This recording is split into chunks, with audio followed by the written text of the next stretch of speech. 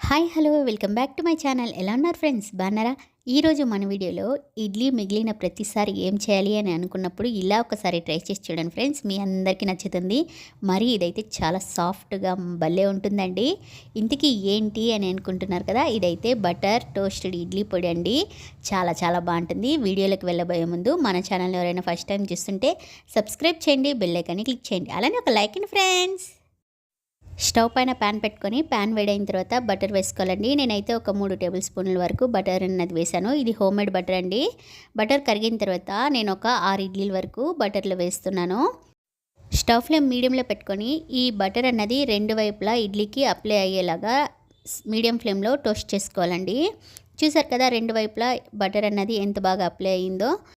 ఇలా ఇడ్లీ ఈవెన్గా కుక్ అయిన తర్వాత ఇంట్లో ఎర్రకారం అన్నది చేస్తూ ఉంటాం కదండి, నేను ఆ ఎర్రకారాన్ని ఇలా ఇడ్లీ పైన అప్లై చేస్తున్నాను.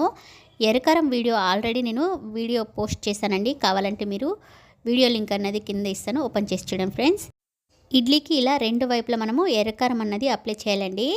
చేసిన తర్వాత స్టవ్ ఫ్లేమ్ మీడియంలోనే పెట్టుకొని మనము ఇడ్లీ అన్నది తిప్పించుకోవాలి. ఇప్పుడు ఇంకో వైపు కూడా మనము ఎర్రకారం అన్నది అప్లై చేయాలండి. స్టవ్ ఫ్లేమ్ ఎప్పుడు కూడా మీడియంలోనే పెట్టుకోండి. ఈ ఇడ్లీ అన్నది ఈవెన్గా కుక్ అవుతుంది, భలే సాఫ్ట్గా ఉంటుందండి. ఇలా బటర్లో మనం టోస్ట్ చేయడం వల్ల ఇడ్లీ చాలా చాలా బాగుంటుందండి.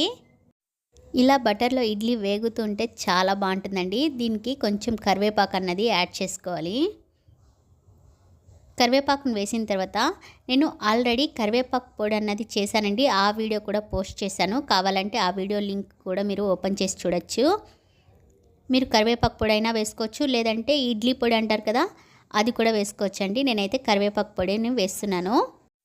ఈ కరివేపాకు పొడి కూడా రెండు వైపులా మనము ఇడ్లీకి అన్నది వేసుకోవాలండి.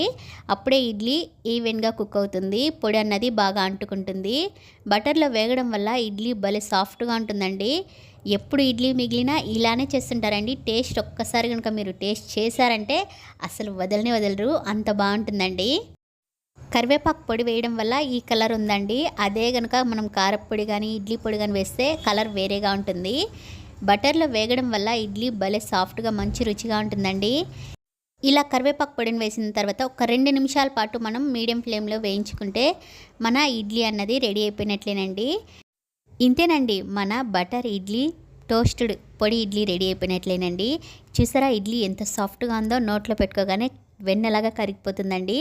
ఈ వీడియో ఎలా అనిపించిందండి? నచ్చిందా? ట్రై చేస్తారా? మీకు ఎలా కుదిరిందో కామెంట్ సెక్షన్లో కామెంట్ చేయండి. ఈ వీడియో కనుక మీకు నచ్చినట్లయితే మీ ఫ్రెండ్స్ అండ్ ఫ్యామిలీ మెంబర్స్కి ఈ వీడియోని షేర్ చేయండి. మరిన్ని వీడియోల కోసం గుర్తుంది కదా, తేజ కిచెన్ వ్లాగ్స్ని సబ్స్క్రైబ్ చేయండి, బెల్ ఐకాన్ని క్లిక్ చేయండి, అలానే ఒక లైక్ ని friends. Thank you for watching.